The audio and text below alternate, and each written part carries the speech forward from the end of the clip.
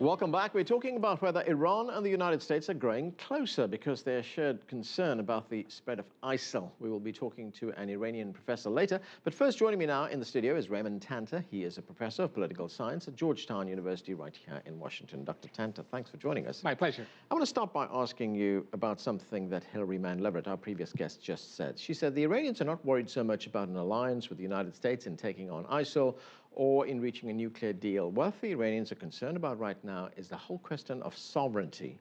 And it feels that the United States is undermining countries' sovereignty by taking away their rights and, in a more graphic way, of course, bombing Syria. Right. And I think that the United States should not wholeheartedly throw its lot in with those people who say that the Iranian regime is a legitimate regime. In fact, on Capitol Hill, there is a group that wants to recognize the Iranian opposition, particularly the National Council of Resistance of Iran and its largest unit, the People's Mujahideen of Iran, as one of the coalition partners for a free Iran. So the sovereignty of Iran is in doubt, is in question. But, you know, as I mentioned, Secretary of State John Kerry has already said there is a role for every country in the region in taking on Islamic State, including Iran. But there's a gap between, there's a war for Washington over who represents America to the world. And Capitol Hill is a major player because President Obama and Secretary Kerry cannot unilaterally take away the American sanctions. The American unilateral sanctions are the sanctions that bite the most. They're the bulk of the sanctions against Iran. And no matter what the P5+1, the major powers, say, the United States holds 90% of the cards.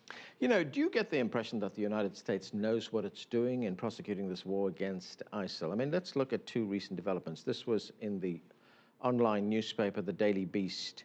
Last week, it says, an airstrike from the American-led coalition nearly hit a command and control facility that was being run by the Free Syrian Army. These are ostensibly the allies of the United States. These are the boots on the ground that President Obama talks about. That was the one incident.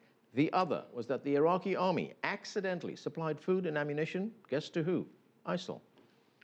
Look, there's something called the fog of war, which you know very well about, and all kinds of bad things happen during a war. And you look at the landing at Normandy, you look at all the mistakes that were made, but the outcome was positive. So war is hell. It's not Boy Scouts going against the Girl Scouts. So you're going to make mistakes. There's going to be friendly fire, absorbing. People are going to be hit from friendly forces. Right. What can you do? This is war. You mentioned the key word there, outcome. What's the end game here?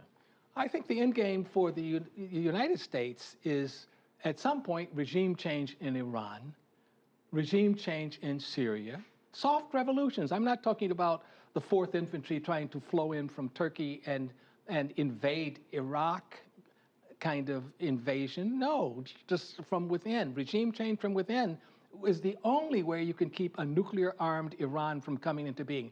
We have to keep our eye on the ball. A nuclear-armed Iran is 1,000 times greater threat than is ISIL. Right, and that was articulated very clearly by the Israeli Prime Minister in his speech to the United Nations. Yeah. But is there also the potential for a grand bargain here with Iran?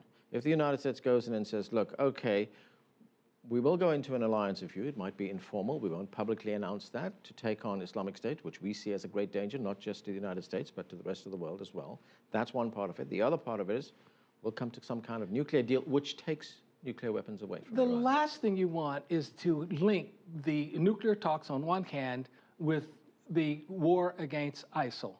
The nuclear talks that might result in a deal that allows Iran to keep 19,000 centrifuges spinning, or even go down to 4,000, which is what the administration wants, would allow for some kind of a break out of 6 to 8 months. That's not enough. But a flip of the switch could result in an Iranian threshold nuclear state. The deal is going to call, if there is a deal, it's going to call for some pretty invasive monitoring. But look, that is another issue. President Hassan Rouhani himself at the United Nations last week said Iranian promises of any kind of help against ISIL is contingent, is hinged upon some progress on the nuclear deal. Who needs the Iranian regime?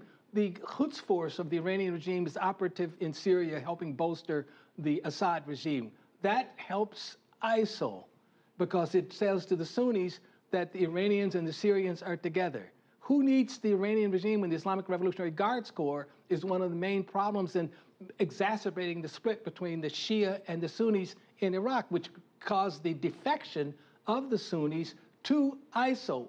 The Iranian regime is the core of the problem. Okay, Dr. Tanter, we're going to have to leave it there, sir. Thank you so much for joining us and for your views. We are going to take a break right now. A view from Tehran, that's coming up next. Stay with us. You're on The Heat.